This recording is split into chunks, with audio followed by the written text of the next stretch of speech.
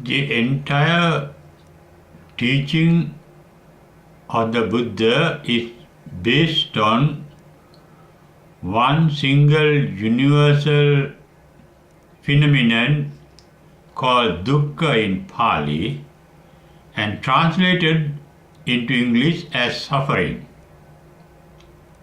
However, the English word suffering does not carry the entire or the full meaning of the Pali word dukkha. Suffering refers to only the mental aspect of dukkha, not to the physical aspect. The physical aspect sometimes is referred to in Pali as dukkha, and the mental factor of dukkha is referred to as domanassa in Pali. Because that mental suffering itself is an aspect of the dukkha. But the word suffering is confined only to one half of the mental aspect. Dukkha is not confined only to the mental suffering, but also the mental happiness or pleasure. Both pleasure and pain are included in the word suffering, referred to in Pali as dukkha. The etymological meaning of the word dukkha is degeneration, that means transformation. It is better to refer to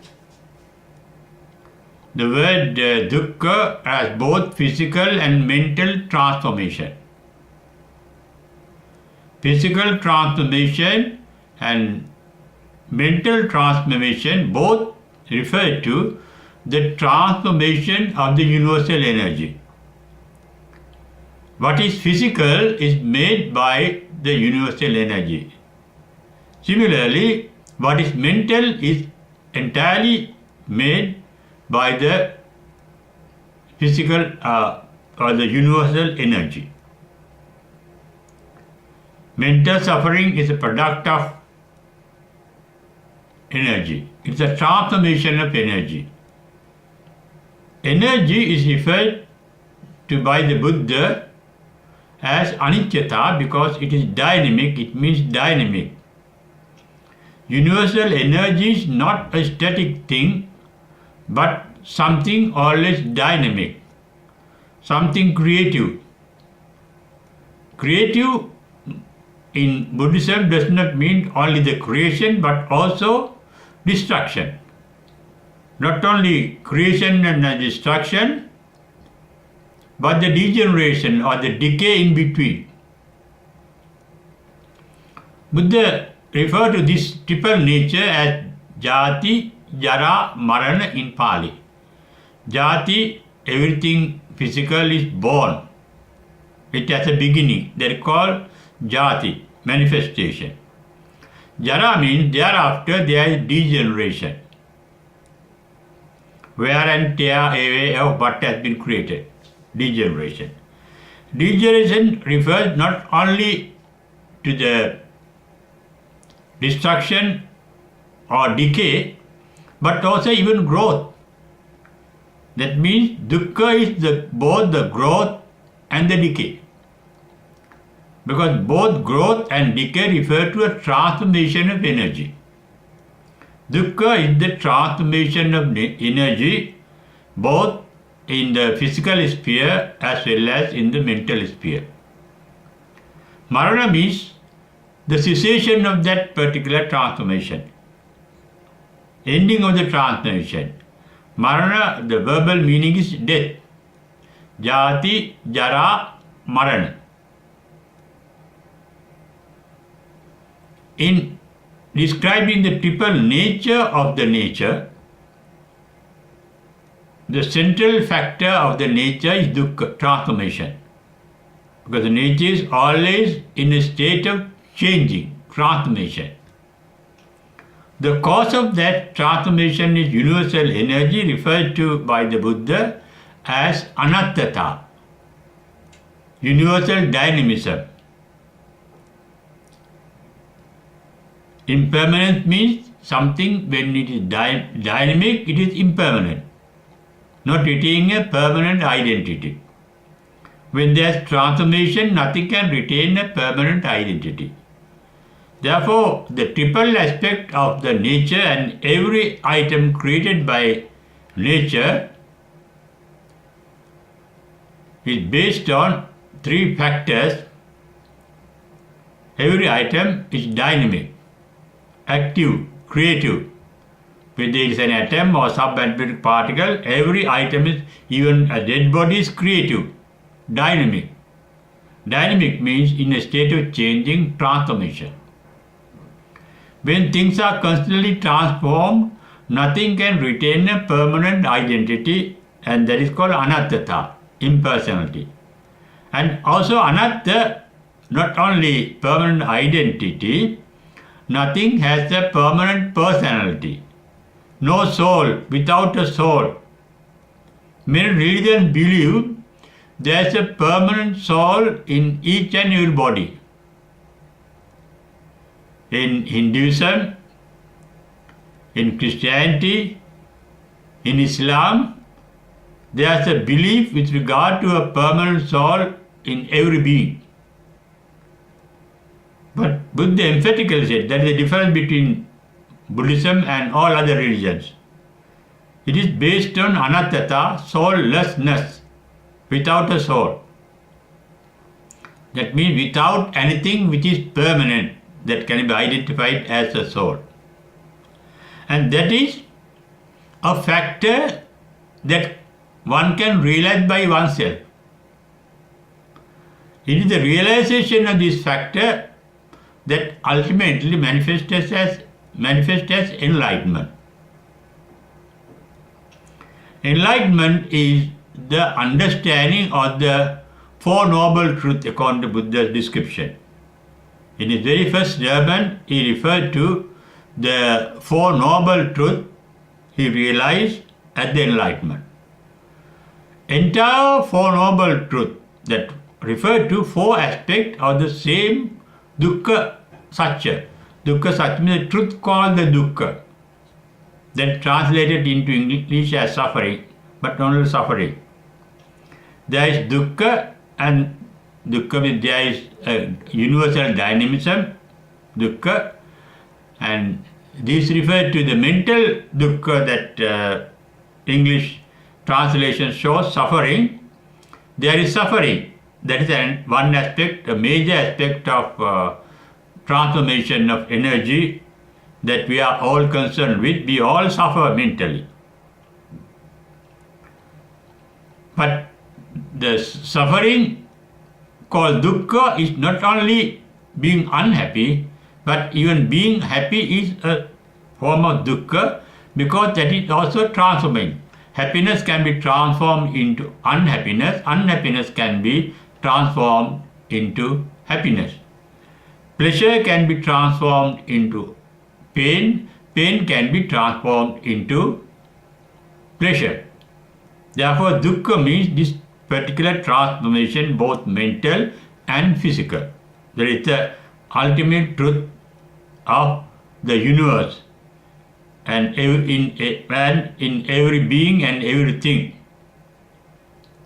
Four Noble Truths says the suffering, the mental suffering, the cause of mental suffering, the cessation of mental suffering, and the technique for the cessation of suffering.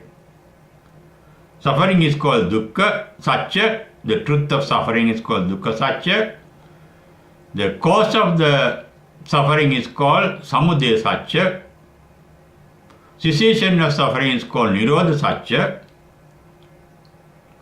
And the technique for the cessation, the method or the way for the cessation of suffering is called Dukkha Nirodha Gamani Patipada. This formal truth can be realized by oneself within one's own mind, both in the mind and in the body. Our body is dynamic. It is getting old. When a young child is growing, and after the growth there is a decay. Where there is growth, growth is also not permanent. It grows within a period of time and it decays within a period of time, and the body dies, the mind dies. And all that includes the transformation of mental and physical energy called dukkha in Pali.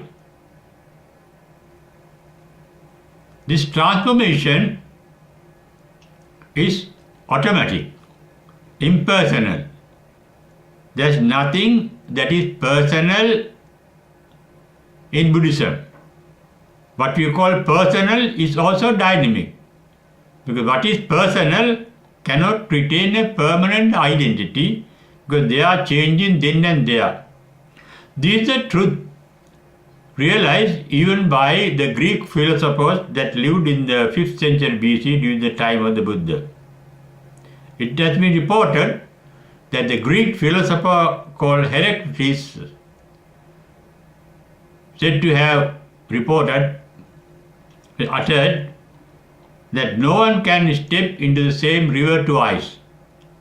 But everything is in a flux, so is a river. River is always changing. When you step into the river and take your foot back, if you try to step into the same river, you can't step into the same river. The river has gone away. There's a different river. Similarly, everything that is physical and mental. But in meditation, in realization, the final truth called the cessation of suffering, one realizes to begin with, as said in the first discourse of the Buddha called Dhammacakkappavattana, the disciple who understood the Buddha's teaching is said to have understood that every mental phenomenon is born to decay and die.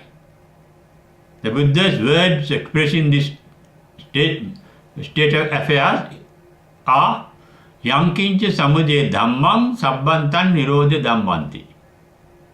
Reverend Kondanya realized that every mental phenomena is born to decay and die. Samudaya dhamma means arising, nirodha dhammanti cessation. Every idea, every feeling is dynamic, always changing, in a state of transformation. Dukkha means that state of being in a transformation. And behind that mental transformation, Buddha referred to a mental state or universal state that he referred to as nirvana. Nirvana is the Sanskrit term, Nibbana is the Pali term. That state not confined only to the mind, but can be realized by the mind. And in that state, there is a knowing nature called Vijnana. That is why in the Kevada Sutta, Buddha said Vijnanam Anidarsanam in referring to the state of mind free from suffering. Suffering is mental vibration. In several instances of the Buddha's teaching, there is a reference. The enlightened mind is not suffering because it is not vibrating. In Mangal Sutra he said, Puttasa loka dhammehi chittang yasana kampati. when the mind is in touch with, when the mind is conscious of the worldly nature, worldly things, it does not get disturbed. In the Alagadupam Sutta, Buddha is reported to have uttered that after his enlightenment, when people praise him, he does not get extremely delighted, no feeling of happiness with regard to the praise or the offerings or the presents made by other people. Anando nahoti. There is no delight, extra delight in me. Because the delight of the enlightened mind is perfect and nothing more delighted. It is saturated delight. No more delight can be absorbed by that particular mind. Not only saturated, it's a permanent delight. It does not get reduced, no increase, no reduction. When people blame him, insult him, doing something to hurt him, he does not get hurt. There is no conflict between what they do and the Buddha's mind. Patigo nahoti, those are the words used by the Buddha in that Alagadupam Sutra. Therefore, enlightened mind is free from both happiness and unhappiness. Adukkama asukha. No dukkha, no sukha. No suffering, no pain, no sukha, no pleasure. And that is referred to as sukha, meaning bliss. That mind is blissful. It is blissful because it is not vibrating. All vibrations, mental and physical, create heat, burning sensation to a lower degree or to a higher degree. For example, the food put in a microwave oven get heated with the motion of all the molecules in the food. Motion leads to heating. And also it can happen on the other way. Heating leads to motion. When we boil the water, they move. They are in a state of motion, changing. Therefore, heat is the causation of motion, and motion is the cause of heating.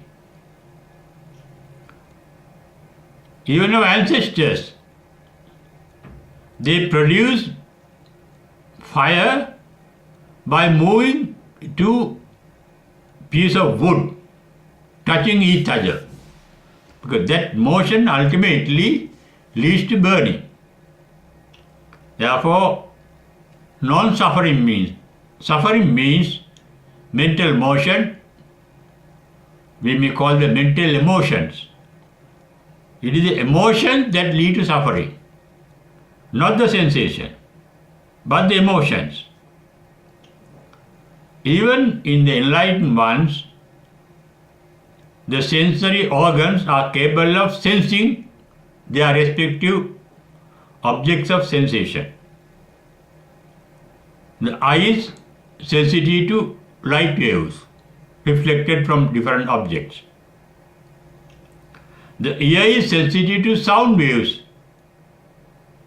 reflected by different objects. When you beat a drum, that produce sound waves of the air.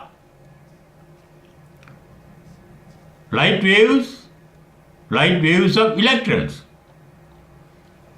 When the electrons in the light wave touches our eye, the electrons in the eye, the atoms in the eye, the electrons moving around the atoms in the eye, they get charged with the increased electrons that attack it.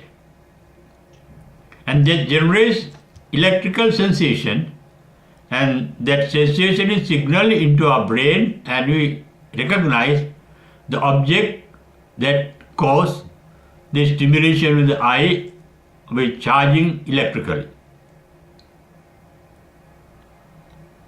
All sensations are vibrations. That means they are also suffering, even though there is no mental suffering for the enlightened one after the stimulation of their sensory organs. They become aware of the sensation. That is called Sanya Vedaita. Become aware of the signals sent by the respective sense organs into the brain can be recognized. We recognize things with the help of the past memories. When the Buddha sees Reverend Rahula or Reverend Ananda or Reverend Moggallana or Reverend Sariputta, he can recognize them. He gets the eye gets the sensation, and the sensation is signaled to the brain, and in the brain there are the memory of the different persons, and he can recognize them. But he does not have any attachment or resentment towards what he becomes aware of, what he perceives. For example, Reverend Rahula is his own son, but he has no special attachment to the son. His brother-in-law Devadatta was his lifelong enemy, but he has no resentment towards Devadatta. There is no suffering because the enlightened mind can take things as they are, and that is called Yatha Bhuta Jnana Darsana. Not only seeing things as they are, they can accept things as they are. That means being content with things as they are. Yatha Bhuta Jnana Darsana means seeing things as they are. Yatha Labha Santutti is being content with things as they are. Being content means the mind is not disturbed by the sensations of different objects, sound or sight or smell or food. They have the taste of the good food and the bad food. They know it.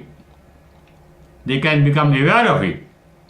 But they are neither pleased nor displeased by the sensation. The enlightened mind is free from emotions. That means it is in a stable state. Free from dukkha means free from transformation. The enlightened state of mind does not get transformed. Never get transformed. It never get transformed means it is not a new formation of the mind. It is not born as a new state of the mind. It is not done by meditation as a new state of mind. It is not composed by any mental factors available up to that particular point. Therefore, in Nibbana Suttas, for example, in Tati Nibbana Sutta, Buddha said, Atti bhikkhave ajata, or bhikkhus or monks, there is a state that is never born, unborn, that means something permanent, eternal. Abhuta, there is a state, ajatam, abhutam means not manifested. Bhuta means happening. It is not an event. It is still there, that state of mind. Akatam, it is not done by any activity. No activity can lead to nirvana. Nirvana is non-activity, non-transformation, non-motion. It is called nissarana, non-motion. Akatam. Asangatam is not a composition of things that were available before the manifestation in nirvana. It is not a manifestation, it is thing that is there. Therefore, the opposite of dukkha, opposite of transformation is there within our own mind. The normal nature of the mind that we are aware is its transformation, its motion. Motion is samsarana. Non-motion is nissarana. We see something is moving when there is a background of non-moving. Therefore, in the background of all mental motions, there is a non-moving, non-emotional state, no motion. And that state is not born, not only in the mind, in the entire universe. Entire universe is subject to the transformation called dukkha. For example, after the Big Bang, the universe is expanding. And that period Buddha referred to in Pali in number of discourses, kappo vivattati, kappa expands. Then after it gets fully expanded, then it remains expanded. Kappo vivatto tittati. Then after some time, it starts contracting. Kappot samvattati. After contraction, it remains contracted. Kappo samvatto tittati. That is in a black hole. It was in 1929 that Edwin Hubble, the scientist, discovered through his telescope, all galaxies are moving far away from each other. That means the universe is expanding. But Buddha realized it through his insight about 2600 years back. It was in 1988, the great scientist, the British scientist Stephen Hawking wrote a book on the short history of time for the Big Bang to the Big Crunch. Big Bang is the starting of the expansion of the universe. Big Crunch is the returning of the universe back into a black hole. Big Bang is caused by the explosion of a black hole. Buddha referred to these factors of change, transformation, to lead us to a state of non-transformation. That is called dukkha nirodha. Nirvana is a mental state. We may call it mental because we can realize it by our own mind, because we can see it within our own mind. Within our own mind means mind is the product of our body.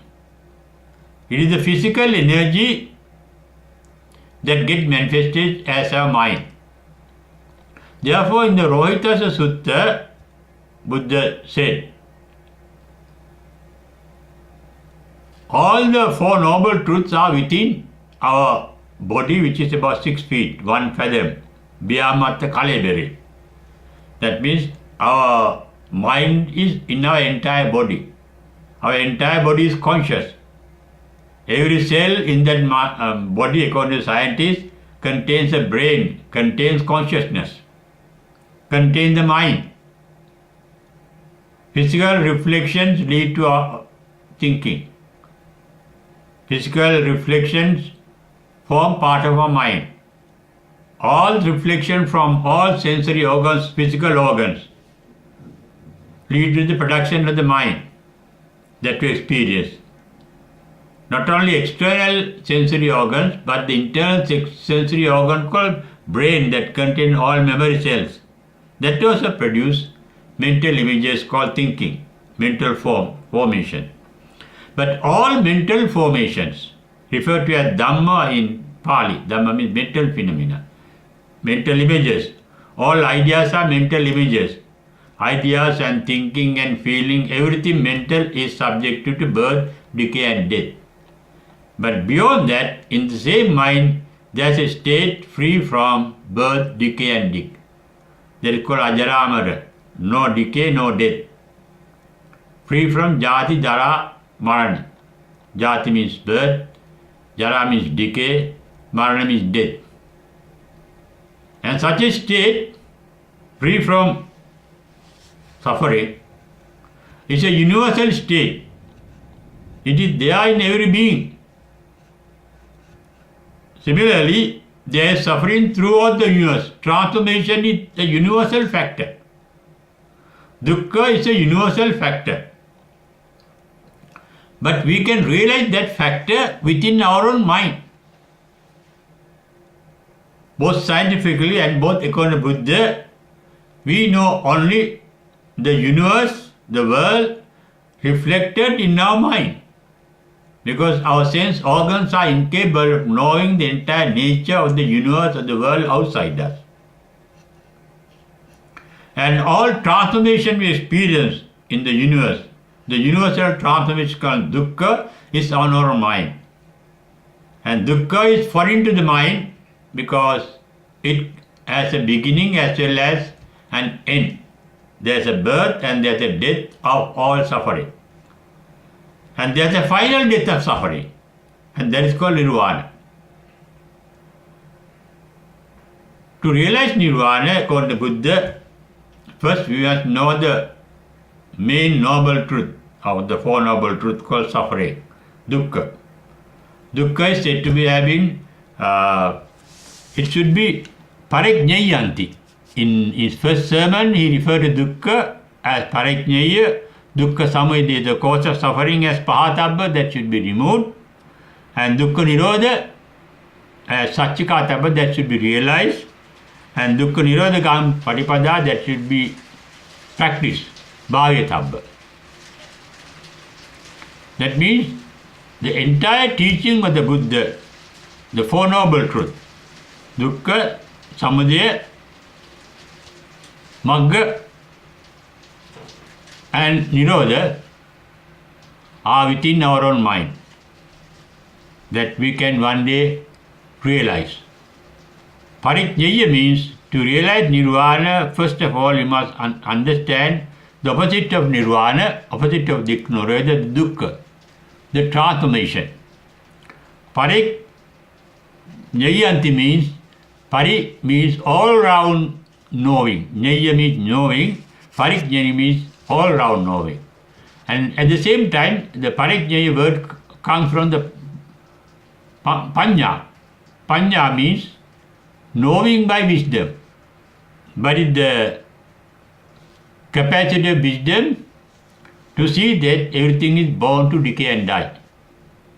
Sankiña samudaya dhammam sabbanta nirodhamanti. And beyond that, there is a state,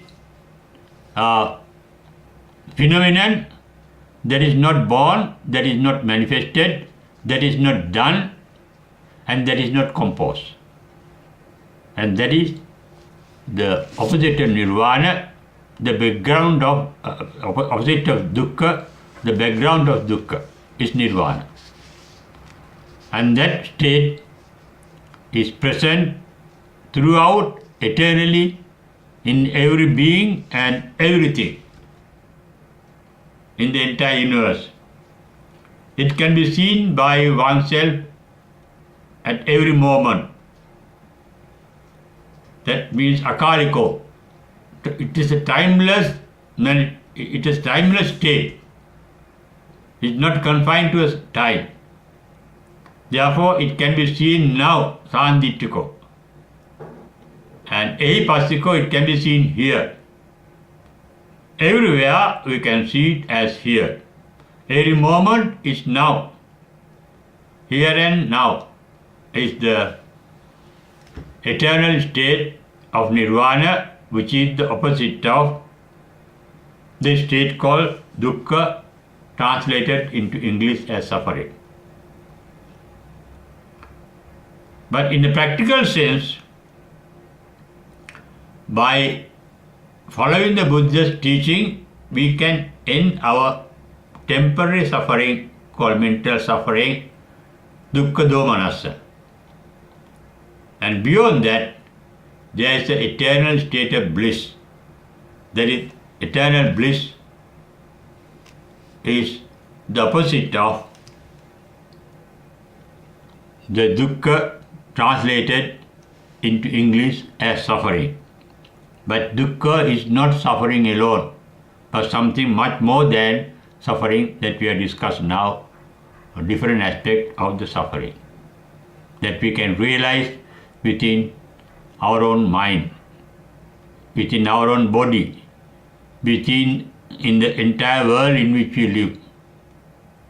Both externally and internally, we can realize the state, the universal state called dukkhata.